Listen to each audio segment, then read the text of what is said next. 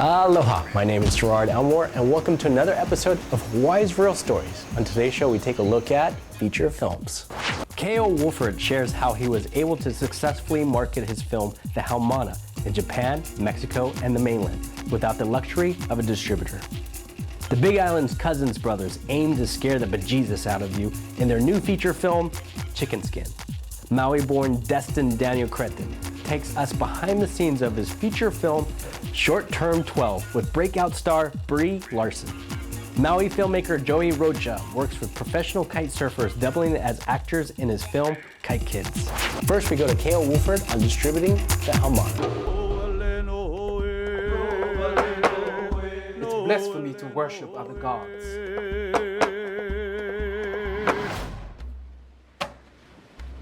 We wrapped production of The Haumana in 2011, and for the next couple years we were in post-production.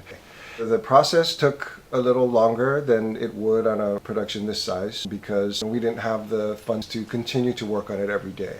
It was actually good to take our time in the editing and post-production.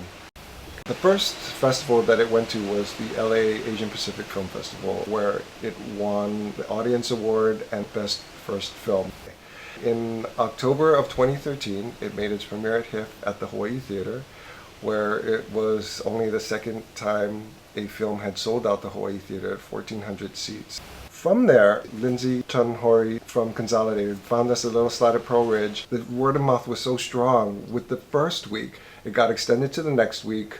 It got extended to another week, and it actually ultimately played for 9 weeks. So Lindsay was getting calls from the New York office saying, "Hey, have you heard of this movie?" And they couldn't even pronounce the title. But she said, "Yes, that's our movie." And so from there, we got a 1-week run in Manhattan at the Village East Cinema. From the popularity there, it was held over for another week. It was from there that I thought, hey, why not get it to the theaters instead of waiting to see if you're accepted to a film festival or not? And so there's this theatrical on demand. Tug and Gather, both of these companies have contacts with thousands of theaters across the country. You pick a day, you pick a time. If, say, you need 50 people to commit to buy tickets, the screening happens. If you don't, the screening doesn't happen and there's no loss to anybody. It's that simple. You keep your rights and you make money from day one. The Gather model was perfect for us. It started off in Southern California and it just started to spread across the country. And it's so easy to organize screenings, and mainly it was the support of the hula community and the Hawaii people who moved away and the people who really, really loved the Hawaiian community. Screenings were sold out and there were hundreds of them across the country. And this was all through our huge marketing budget of Facebook. From there, Japan was itching for it. I didn't know quite how to approach Japan, and so I reached out to some promoters because we go over there to dance hula, but nobody had ever dealt with actual movie theaters. So I connected with this promoter, and he set up this theatrical tour that took us back there 4 different times.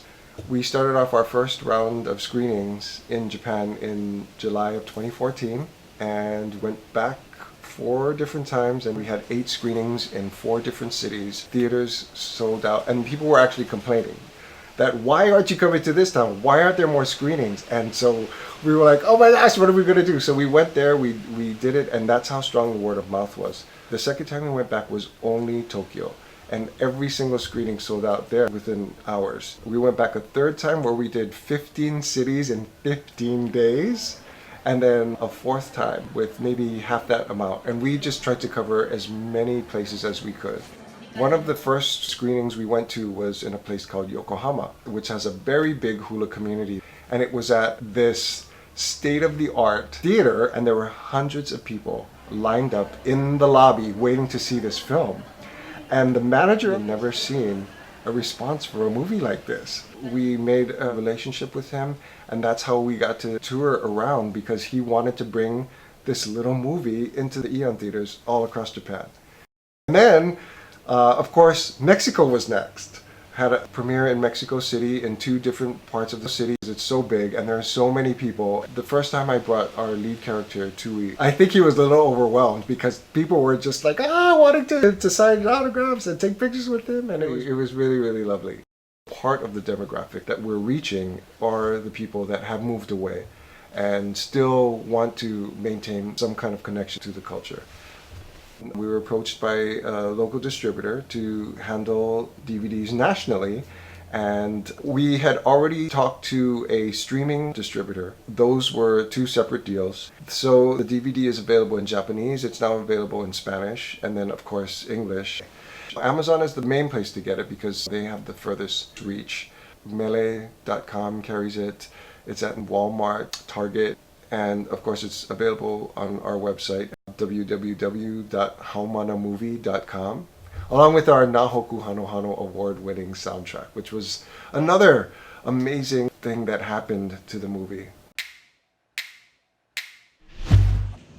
Don't go away, we'll be right back.